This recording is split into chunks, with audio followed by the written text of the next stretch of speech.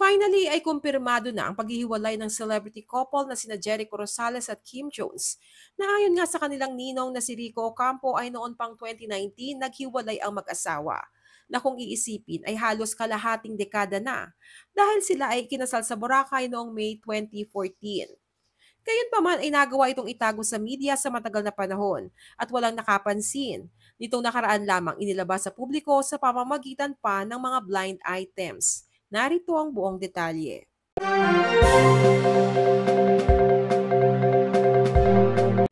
Kumpirmadong hiwalay na ang mag-asawang sina Jericho Rosales at Kim Jones makalipas ang halos isang dekada.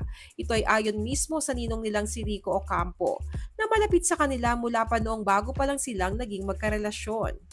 Ayon kay Rico, matagal nang hiwalay ang dalawa since 2019 pa. Pero mula noon at hanggang sa ngayon ay nananatiling mabuting magkaibigan ang dating mag-asawa. Sa tweet ng showbiz reporter na si MJ Felipe nitong January 29 ay eto ang mababasa. Exclusive, celebrity couple Jericho Rosales and Kim Jones have separated. This has been confirmed by Rico Ocampo, who is the godfather of the two.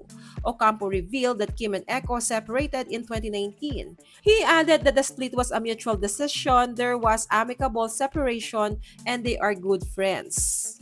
Marami ang nalungkot sa balitang ito dahil itinuturing noon na ideal ang marriage ni Kim at Echo dahil na-maintain nila ang privacy ng kanilang buhay mag-asawa at the same time ay tunay na best of friends din sila.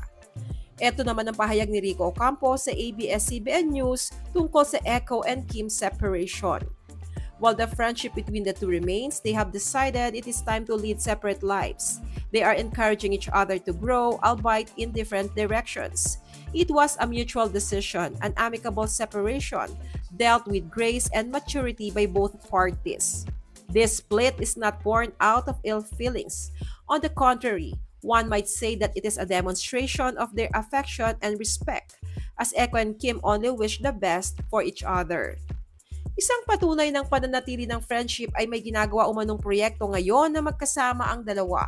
Si Kim bilang writer, director at artista, habang si Jericho naman ang producer. Nakatakda umanong ipalabas ang naturang pelikula ngayong taon.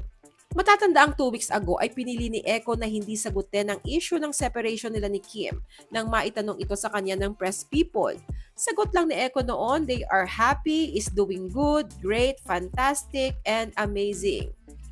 Sina Jericho at Kim ay nagkakilala noong March 2011 sa pamamagitan ng misis ng aktor na si Dominic Ochoa. Sila ay na-engage noong August 2013 at ikinasal sa Boracay noong May 2014. Narito ang komento ng ilang netizens. Hala, 2019 ang tagal na, kaya pala okay na sila. So nung nag-surf si Jericho sa baha around 2020, hiwalay na sila. How sad, pero at least not much drama and issue. Yung tipong they will milk on the issue as other couples do. Free publicity, kumbaga. Kalahating dekada na pala. This is sad, pero halata naman masyado na they're friends na lang. At least walang paandar, they kept it secret.